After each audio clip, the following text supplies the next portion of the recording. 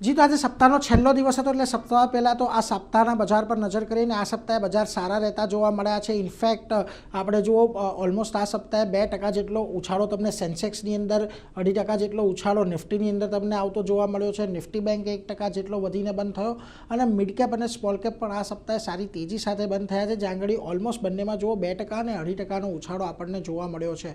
આજના કારોબારની વાત કરી લઈએ તો આજના દિવસે પણ બજારની અંદર આપણને પોઝિટિવ કારોબાર જોવા મળ્યો. નિફ્ટીમાં સવારથી એક સારી તેજી હતી, 24,400ની ઉપર પણ ગયો, પરંતુ તેની ઉપર બંધ નથી થઈ શક્યો. ઓલમોસ્ટ 5%નો ઉછાળો તમને નિફ્ટી સેન્સેક્સ બંનેમાં આવ્યો. નિફ્ટી બેંકમાં પણ 5%નો ઉછાળો રહ્યો છે. ત્યાં પણ એક દિવસના નીચલા સ્તરેથી સારી રિકવરી રહી. બીજી તરફ મિડ કેપ અને સ્મોલ કેપની અંદર પણ આજના દિવસે ખરીદદારી હતી.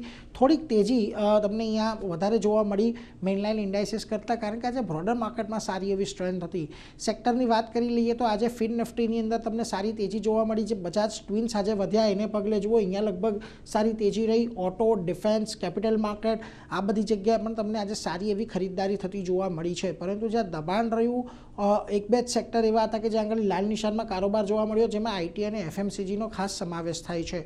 નિફ્ટીના ફ્રન્ટ પરથી વાત કરીએ તો બજાજ ફાઇનાન્સ પરિણામ બાદ આજે સારી તેજીમાં હતો અને એને પગલે બજાજ ફિન્સોમાં પણ જુઓ આપણને લગભગ 6.25%ની તેજી દેખાઈ. જીઓ ફાઇનાન્સ અને એમએનએમ પણ એક તેજી સાથે બંધ થયા છે. પરંતુ જ્યાં ઘટાડો આવ્યો આપણને નિફ્ટીમાં આજના દિવસે, ત્યાં ટીસીએસ, ઇટર્નલ, ઇન્ફોસિસ અને મેક્સ હેલ્થ જેવા કાઉન્ટર હતા કે જ્યાં થોડું ઘણું દબાણ રહ્યું. મિડકેપની વાત કરી લઈએ કે જ્યાં આગળ આજના દિવસે આપણને સારી તેજી જોવા મળી હતી.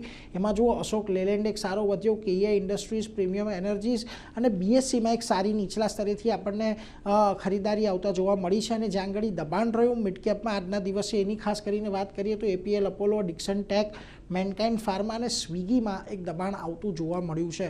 ઓવરઓલ આપણે જુઓ 24,400ની નજીક આવીને બંધ થયા છે અને આ એક એવું લેવલ છે કે જે આપણે લગભગ એપ્રિલ મહિનાથી પાર નથી કર્યું ક્લોઝિંગ લેવલની ઉપર. એટલે એક હર્ડલ તો છે. હવે સોમવારે જો આપણે 24,400ની ઉપર જઈએ છીએ તો કદાચ આપણને તેજી વધતી જોવા મળે, પરંતુ જો નથી જતા તો ફરી પાછું એક વખત આપણને રેન્જ બાઉન્ડ કારોબાર જ રહેતો જોવા મળી શકે છે.